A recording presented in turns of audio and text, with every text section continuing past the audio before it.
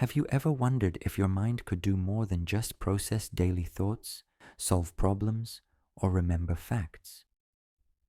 What if it could help you create the life you truly want? This is exactly what Jose Silva dedicated his life to exploring. Most people know him only through a simple and popular exercise called the glass of water technique, a small fragment of his work that became widespread because of its simplicity. But the truth is, Jose Silva left behind something much larger, a complete, step-by-step, deeply researched method for training the mind. A method tested over decades and proven through countless success stories of students around the world. Silva didn't offer mystical promises. Instead, he offered practical tools, recommendations born from observation, trial, and verification. He asked people to follow certain steps, not because they sounded magical, but because he had tested them again and again, and because they worked. And unlike many teachers who came after him, Jose never claimed that his knowledge was only for those who could afford to pay for his courses. He never said, "Unless you enroll in my class, you won't reach the highest level." On the contrary, he made it clear that the true results, the deepest connection to the higher potential of the human mind, were available to anyone who sincerely practiced, regardless of money or status.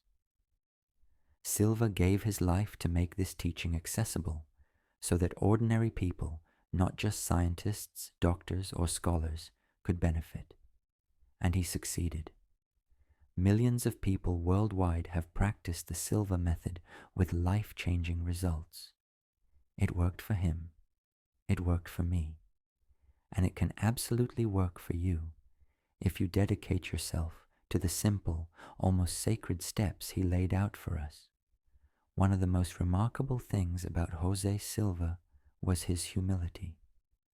He never tried to take credit for the miracles his students experienced.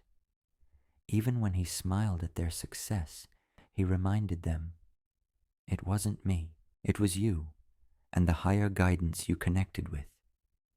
What he left behind wasn't a mystery wrapped in secrets, nor a commercial product designed to trap people. He left behind clear, practical instructions, free from distortion, free from greed. His only motivation was a genuine desire to contribute to the world, to leave a legacy not just for his children and grandchildren, but for all of us who would one day discover his work and be ready to train our minds to create the life we dream of. That was Jose Silva. And in this video, I will share with you a foundational technique from the Silva Method, the practice of entering the alpha state. This is the very first step, directly from the Creator himself. Practice it every day this coming week, and soon you'll be ready to move forward into more advanced practices, techniques that I'll continue sharing here on this channel. But before we begin, it's important to know the man behind the method and the extraordinary journey that led him to one of the greatest discoveries of the mind in modern history. The early life of Jose Silva. Jose Silva was born on August 11, 1914, in Laredo, Texas, a small border town near Mexico. He came from a poor family, one of several children. His father died when Jose was just 4 years old, and his mother soon remarried, leaving Jose and his siblings to be raised by their grandmother.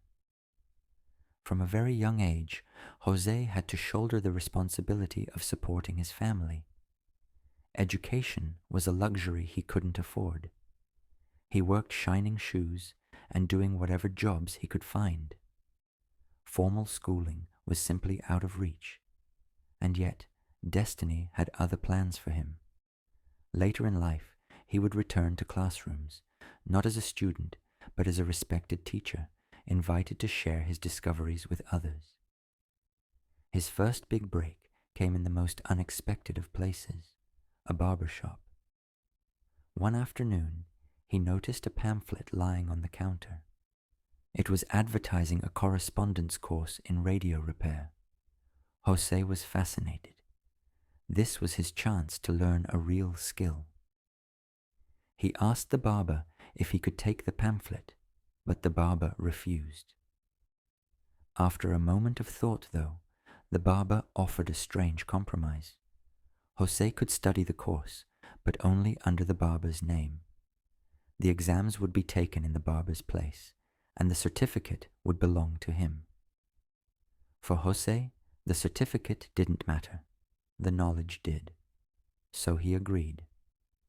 Week after week, the barber paid $1 for each lesson, and Jose devoured the material. He completed the course, passed the exams, and the diploma, with the barber's name, was proudly hung on the barber shop wall. But in truth, it was Jose who had gained the knowledge. By age 15, he was repairing radios throughout Laredo. His small business grew into one of the largest in the area. The money he earned allowed him to pay for his siblings' education, to marry, to raise children, and eventually to accumulate enough resources to fund something far more important: his 20-year journey into exploring the hidden powers of the human mind. And here's what's truly remarkable. From the beginning, Jose's research wasn't about profit. On the contrary, most of the income from his business went straight into his experiments. No universities, no government agencies, no organizations provided him with grants. Yet decades later, his discoveries would be adopted and applied even at national and governmental levels, including by intelligence services. The path to the Silva Method. Jose's early influences came from the great psychologists of the time: Freud, Jung, Adler. He read their works and began forming his own ideas.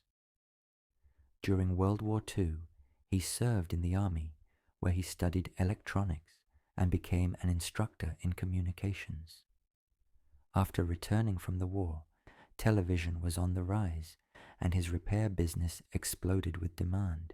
His financial success gave him freedom to spend more time studying human intelligence, consciousness, and especially the possibility of raising IQ. But this wasn't just curiosity. For Jose, it was personal. His own children were struggling badly in school. Teachers mocked them, classmates teased them, and their self-esteem suffered. Jose refused to accept that fate for his family. He began to experiment on them, not with punishment or pressure, but with techniques he believed could unlock more of their potential. And it worked. His children's grades improved. Their memory and focus grew stronger. Word spread, and soon others in the community took notice. But then, something astonishing happened. As Jose continued practicing with his children, especially with his daughter, he noticed that she began to answer questions before he even asked them. She seemed to know what he was thinking. She wasn't guessing. She was responding with accuracy. In other words, she had developed genuine intuitive perception.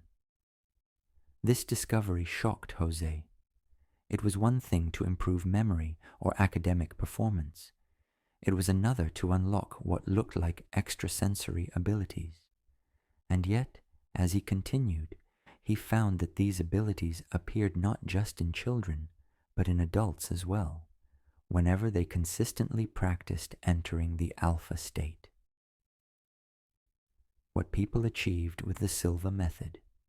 Over time, Silva organized his findings into a complete system. Students who practiced the method reported results that seemed almost unbelievable at first, but became predictable and repeatable. Locating lost objects or even missing people. Understanding the hidden causes of events and influencing outcomes. Anticipating future developments, making better decisions. Healing from illnesses or even helping others heal, influencing negotiations or relationships in positive ways, succeeding in business, investments, and yes, even in games of chance. And yet, Jose always faced the same question. Do we really have the right to influence others? Could this harm someone else or go against higher laws? His answer was clear and consistent. It is impossible to use the Silva method to cause harm. Why? Because the method operates in alpha and theta states, the deeper meditative frequencies of the brain. And in those states, negative or destructive thoughts simply cannot hold. The moment negativity enters, you snap out of alpha like a cork popping from a bottle. Silva often invited his students to test it. Try wishing something bad on someone while in alpha. You won't succeed. You'll lose the state immediately, and often you'll feel the negativity backfire onto yourself. This is why Silva taught that all harm in the world comes from the beta state, the normal waking state, full of stress, struggle, and logic trying to control reality. Creation, healing, and true manifestation happen only in alpha. And if you think about it, haven't we all spent most of our lives trying to force things in beta with limited success, exhaustion, and frustration? Isn't it time to try another way? The first steps into alpha. The Silva method is built on 3 core tools. 1. Entering the alpha state. 2. Using the mental screen. 3. Setting a clear intention. Let's start with the first one. Here is your assignment for the week, exactly as Jose Silva taught it. When you wake in the morning, use the restroom if necessary, then return to bed. Set an alarm if you must get up soon. Close your eyes. Morning is the perfect time because your brain naturally lingers in alpha just after sleep. You're awake but not fully alert in beta. This is the ideal moment. Now, with eyes closed, gently roll your eyes upward about 20 degrees, as if looking at the point between your eyebrows. Silva discovered that this simple physical adjustment helps the brain settle into deeper alpha frequencies. Begin a slow countdown from 100 to 1. Focus entirely on the numbers. With each count, you'll feel yourself sinking deeper, yet still conscious. If you fall asleep, don't worry. It just means your body needs rest. The method itself will help with insomnia over time. After about a week, shorten the countdown to 50, then 20, then 10. Eventually, with practice, you'll be able to enter alpha in seconds, anytime, anywhere. During the day, you can also practice after a light meal or in a quiet space. Sit comfortably, close your eyes, look upward, and before counting, mentally relax each part of your body from feet to head. This body relaxation alone can bring relief from tension and stress.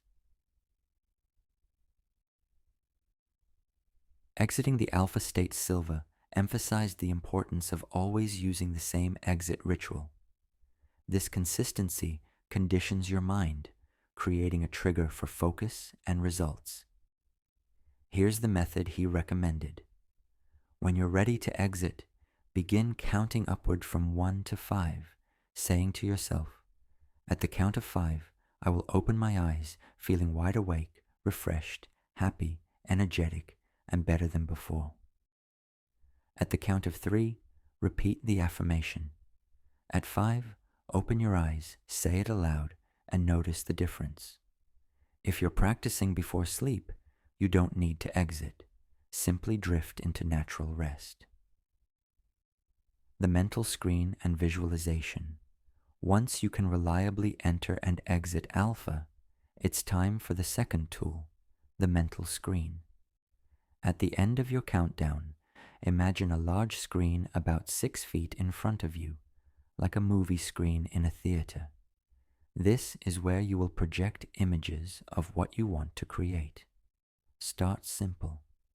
Don't begin with life-changing desires. Choose something small but vivid, like a piece of fruit. For example, imagine an orange, but don't just see an orange, make it real.